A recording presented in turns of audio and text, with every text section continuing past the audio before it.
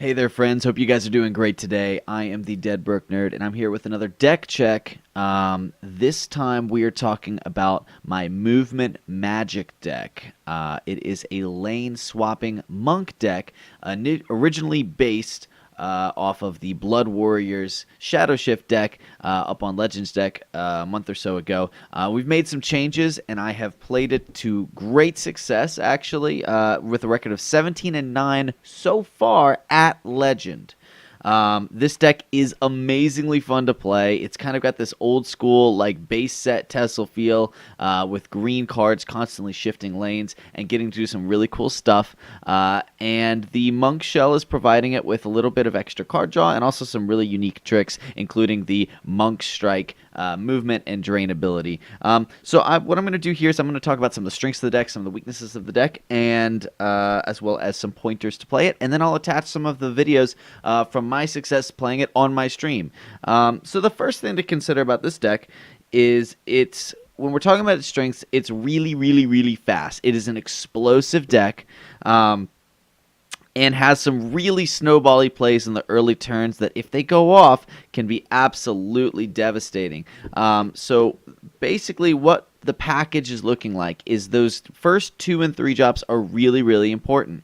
You've got the Caravan Enforcer. Whenever he moves, he gains +1/+1. And like we've talked about, this is about switching lanes and using movement effects to the greatest possible extent.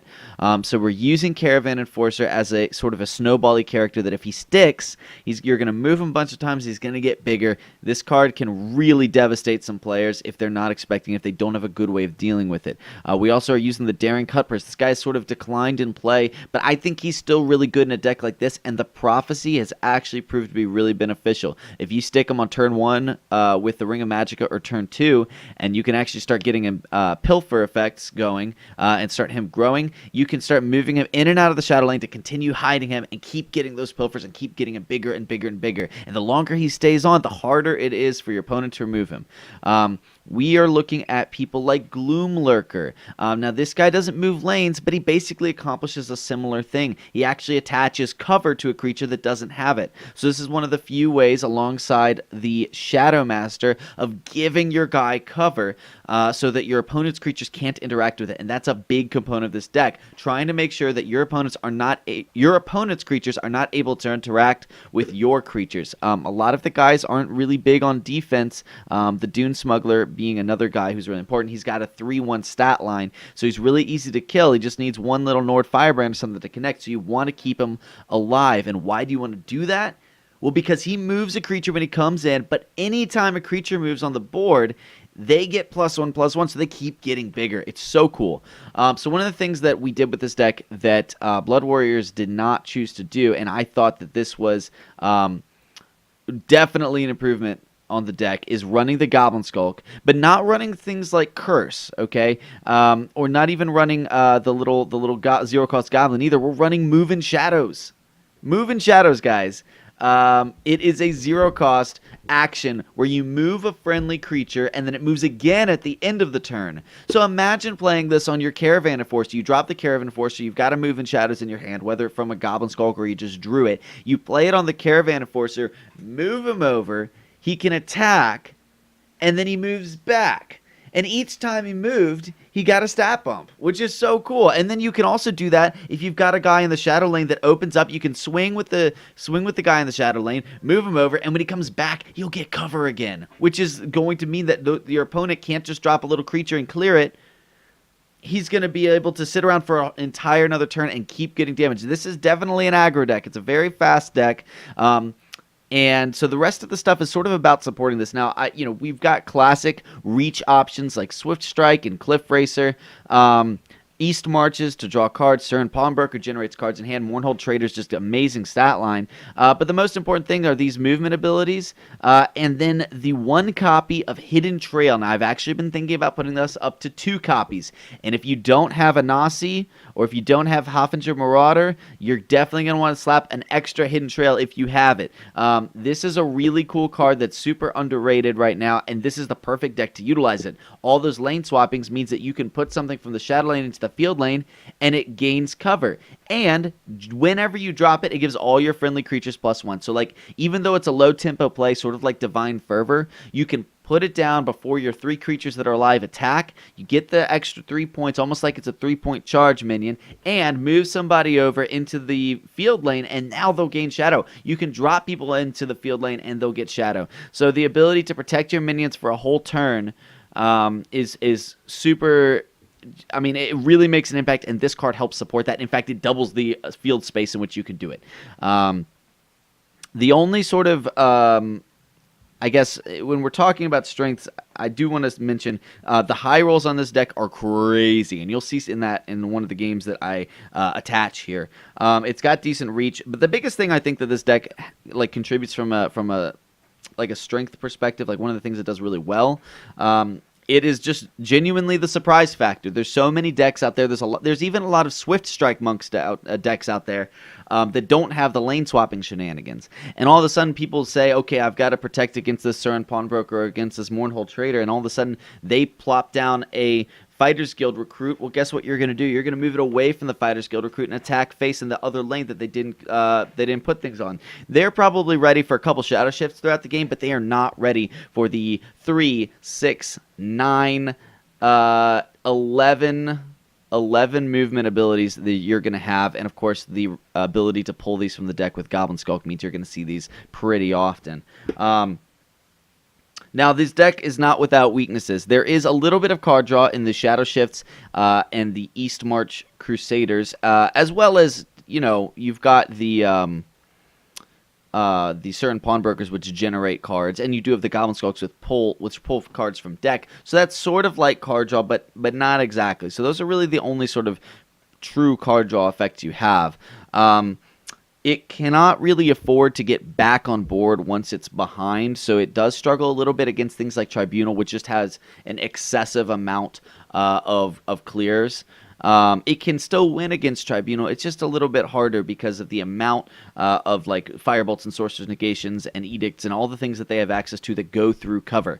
This is not necessarily intended to be played against a deck like Tribunal or like a control mage or something like that. Anything that tries to control via actions, this deck will struggle a little bit against. It's intended to be played in an environment where there are a lot of minion-heavy decks, which right now, because of Withered Hand Cultists, there are. Now, that unfortunately does bring up another downside to the deck. It does struggle a little bit when Withered Hand Cultist comes out. Only thing that it really matters is it stops you from switching lanes until you can kill the Withered Hand Cultist. So that is one of the few times where you really want to go after that minion and kill it, because you want to be able to start moving your guys back and forth again. You can definitely beat a aggro warrior deck if you get a really strong start with like a Caravan Enforcer and a Cut Purse and just keep protecting them. The slower plays that they will have to develop with, say, like Siege Catapult and stuff like that, you can sometimes beat them in the race. It's just important to note that when that Withered Hand Cultist comes down, you can't be like sitting here and with a bunch of moving shadows and shadow shifts in hand. Against warrior, you kind of want to make sure you have a more minion heavy hand, so mulligan accordingly. There is only 2 drain effects in this whole deck, and that is the Monk Strike. There are no guards in this whole deck unless you steal it with Penitus Oculatus Agent, and I guess that goes the same for drain as well on him. So there's not really a way to stabilize afterwards. I did put a little bit of testing in with Bruma Profiteers, and it just wasn't really worth the slot. You could try cutting the Surin Pawnbrokers for Bruma Profiteers if you're concerned about that, but it's not. This isn't necessarily a token deck, so it's not like you're flooding the board and draining off of it. So as for weaknesses, that's pretty much it. Action-heavy decks can sometimes like stop this deck in its tracks, and it becomes hard to stabilize without the ridiculous amount of card draw that decks like Token Crusader has access to. This doesn't have quite as much as that, so you have to be very you have to protect your threats, and that's actually what this deck is really good at against those minion heavy decks. So I do want to mention a couple pointers I have for playing this. This is not an easy deck to pilot. It's definitely going to take some practice runs before you really get the hang of it. Your mulligan conditions are generally going to be Goblin Sneak or Daring Cut Purse, or a Caravan Enforcer. These three are your best 2-drops. Now, obviously, if you have a 2-drop in hand, you want to keep it for sure. But those three are your best opening plays. And then, if you once one of those opening plays is secured, the next best card to mulligan for is going to be the Dune Smuggler, because that's going to allow you to move things around. Now, this is an important note as well. If you're going to establish one of those guys in the lane and you have a Dune Smuggler, you want to play them in the Shadow Lane. Why? I know a lot of people talk about how you really want to dominate the field lane. This is not a deck that tries to do that. So this is one of those examples where you're breaking the general strategy rules, right? You want to drop one of these guys in the Shadow Lane. Why? Somebody plays a Fighters Guild Recruit or a Barrow Stalker or one of the many guard minions that would stop a card like a Cut Purse or a Goblin Skulk in the Shadow Lane. Okay, so something with guard. What you're going to want to do is move it over to the other lane so you can get that Pilfer effect. Well, if you play the Dune Smuggler, and this is a pretty key card. If you play Dune Smuggler, you almost always want to play it in the Shadow Lane because it's got a lasting passive effect. When it moves, give it +1/+1. You don't want it slapped down in the field lane because you want it to survive to the next turn or give it a chance to survive because it's only got one defense. Even if you slap it into an empty field lane, like any number of removal options or even small charge minions like Stormcloak Vanguard or Nord Firebrand are going to be immediately able to clear it.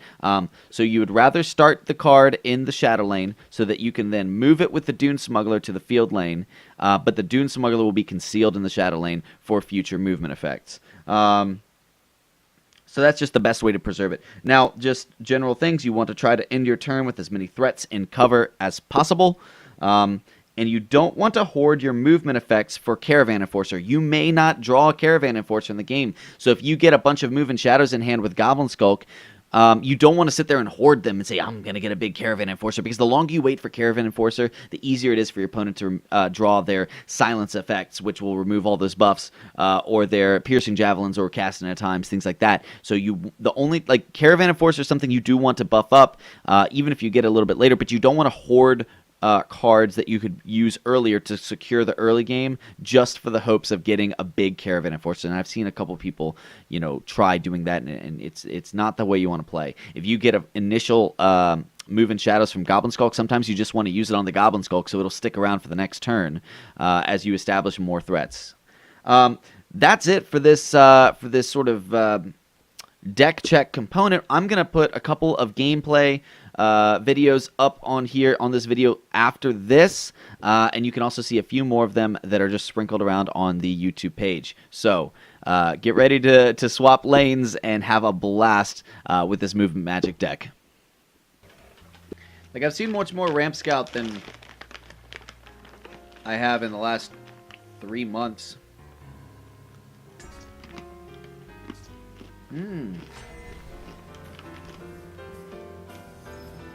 It's Chepray. That's not a good opener. Man, and of course Halalu has the ring. Alright, well, Skulk's good. He also full mulligans.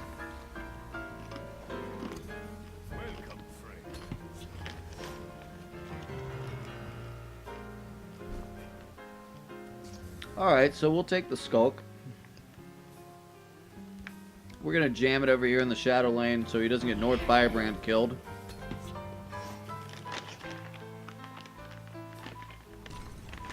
Care to make a friendly Corner Club, that's a good opener.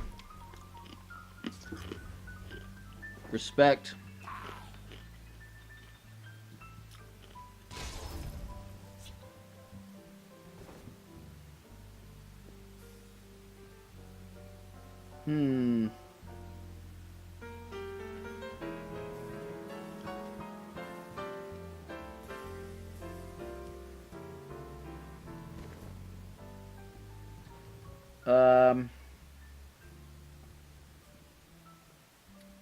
Let's go. Let's go Shadow Shift. Oh, wow.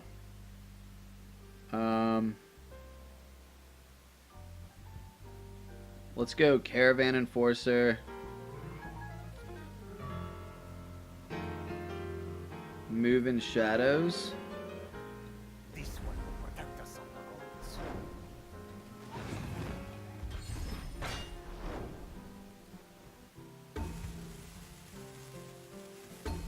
They're switching back and forth. Woo, woo, woo, woo, woo, woo, woo, woo. Oh, it's so funny.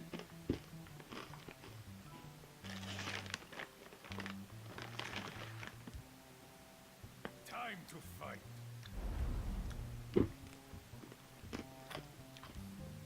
Just tell me who to stand. Oh no, it's an Oathman. Ah! You bet on the wrong side. I'm ready for anything. I'm ready for anything. Yep, Trapper, Trapper.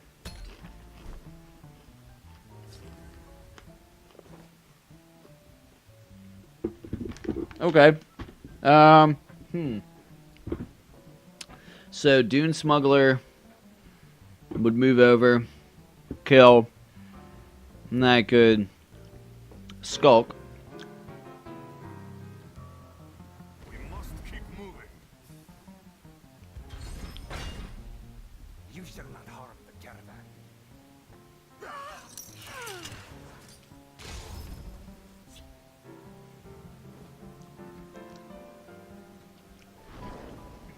So we'll just keep moving this Caravan Enforcer, make it really, really, really, really big.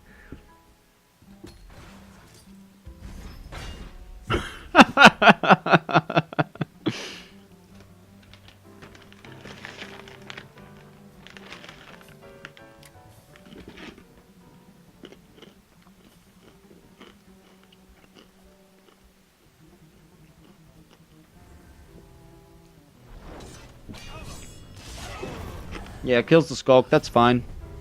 Oh my god, it's a prophecy. Oh my god. Wow. Just like wow. Prove useful. Thank God for high prophecy counts, you know what I'm saying? You can't beat me. Nothing personal. Mm-hmm. Talking Mudcrab. Mudcrab Merchant. Read my lips. Mouthful.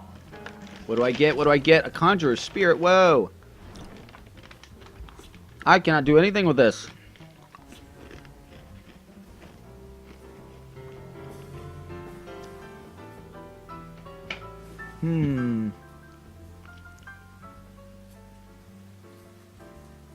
I can, however, remove guard from this, or just kill it with the Cliff Racer, honestly. I think I just do that, right? And then kill that, and then go face for 4? Behold my power. Probably. We are spotted.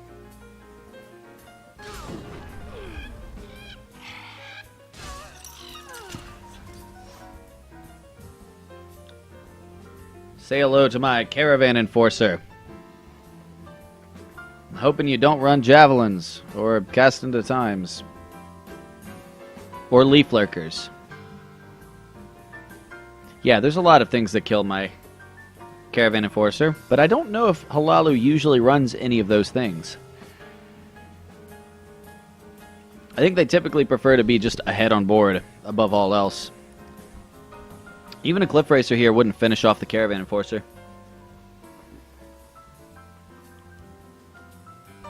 A little distraction might prove Cloud Rest on the Cloud Rest. Okay. Scimitar clears. Sure. Oh my god, it's a Swift Strike. Oh my god.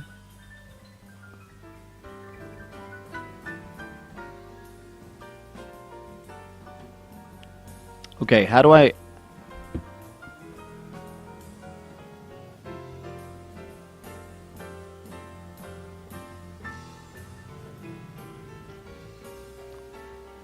Like a Daggers in the Dark? For zero costers, you know?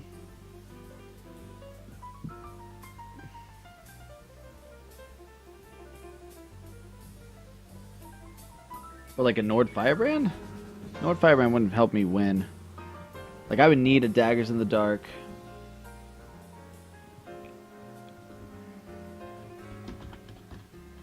Ugh.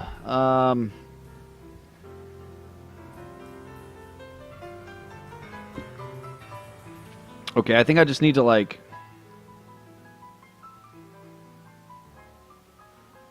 play this out smart. Action might prove useful.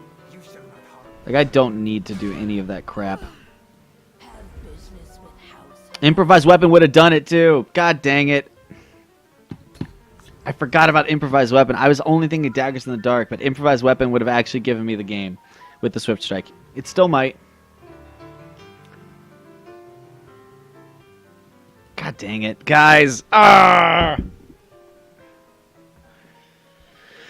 Oh well. I am pretty far ahead against a Halalu deck, which is nice. You never know what they can do to come back on the board, but still. Oh man, I would have had the...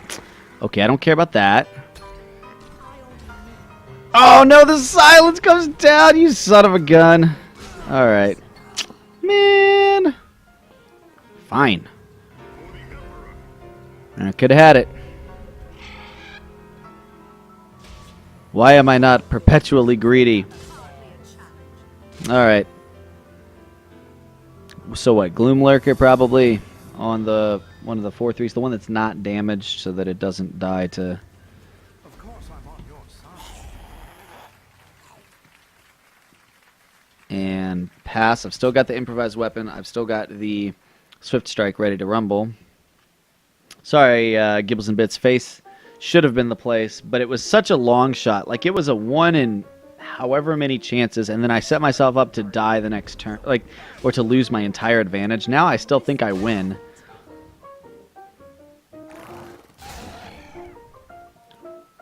I only need one shot. Mm-hmm. If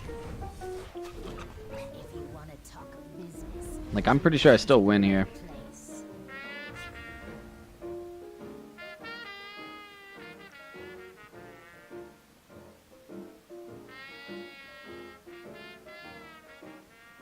Didn't see this coming, eh? If I hit that first prophecy, My business is none of them. like this, I'll try to draw their fire. uh-huh.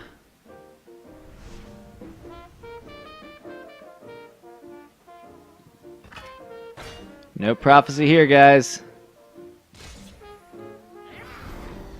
Didn't see this coming, eh?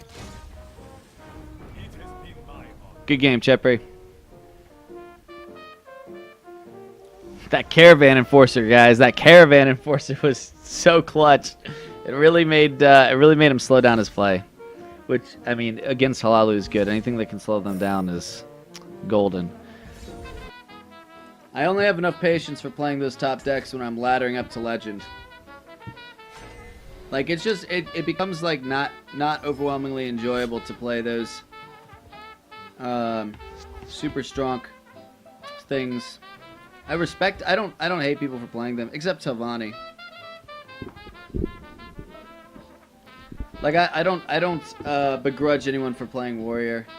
I don't begrudge anyone for playing, like... I don't even begrudge people for playing, like, you know, like mid-battle mage or Dagoth or anything like that. The only thing, that doesn't mean I want to do it. I like the Skulk. I'm not sure how I feel about these guys. I think I'm gonna throw this one back.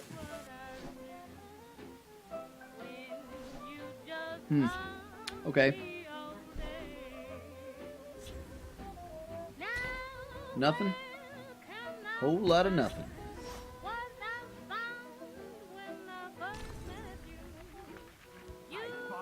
Drops the Thieves Guild recruit. Okay.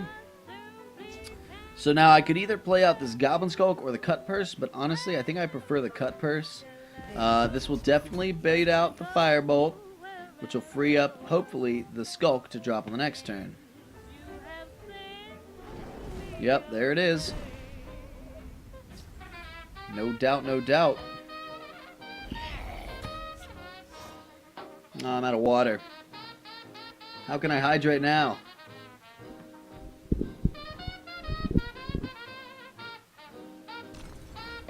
We must protect our stronghold. Archer.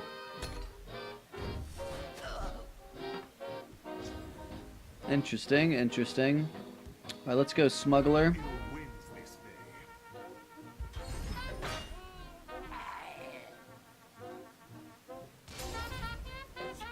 And then I think I will Shadow Shift it on back. He's welcome to Lightning Bolt it if he wants. Alright, that'll be turn. Now he doesn't know what zero coster I got. For all he knows, it's a curse. We must protect our stronghold.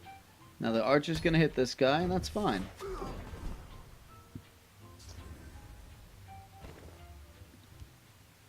I'm gonna use Penitus Oculatus. We're holding Anasi for something with Ward because there's a lot of crap that he'll have with Ward.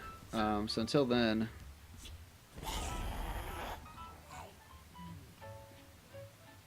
or it's likely that he'll have a lot of crap with Ward. Probably drop it. He's probably running Fighters Guild Recruit, so he might have some lethal guys in there too somewhere. I don't know. It's just the time is not. It's not yet time for Anasi, even though she pulls 2 guards. If you wanna get high and happy, with the devil and be carefree, then join the craze and sing this praise. There's a rapid shot. Very nice sight. Okay, Watch yourself now. and a Ward Crafter. When they sing this melody, Yeah, I can respect that. Alright, so this will give us one more move in Shadows, and then it's dead. So what we're going to do is we're going to go for... We're snagging a move in Shadows. I'm going to use it. I'm going to bring out a Corner Club as well. Care to make a friend? And we're going to drop this move in Shadows from my hand. Next turn, we'll play a Nasi, snag the Ward and the Guard from his creatures. But we're just giving him one more chance to play something out. Okay, so he Ice Storms. Honestly, I'm a little surprised he did that. He had a lot of dudes on his board. He's played 2 Douchnik Y'all Archers, so don't feel bad playing Hidden Trails. Shall we put in a dishonest? There's Brynjolf. He might be worth stealing it from. I'm sleeping. Steal and Drain. Well, and then Anasi would get to come down in here. Yeah, I kind of like that play. The always clever. This is the secret to success. Care to make a friendly wager? All right, so here's for hoping he can't clear the Corner Club. Vigilant Giant comes down. Hey, no biggie, no biggie. You know what I'm saying? Jackson is a music man. Oh, that's lovely. Okay. When it plays hody, hody, hody, ho, then you do paradise. Swinging rhythm, keep 11 plus 7, 18. So I'm a little bit short of lethal. come on, let's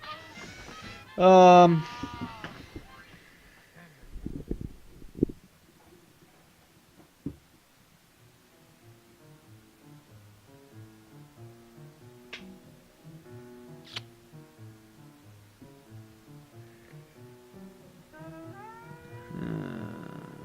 You bet on the wrong side.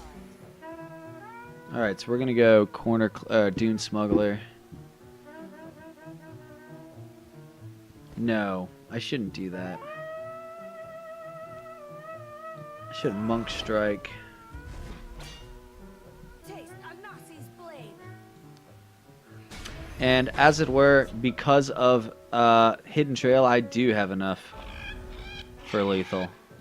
It took me a second. I had to remember that that buffs the guys by 1 as well. GG, Blade 102. God, Movement Monk is so fun.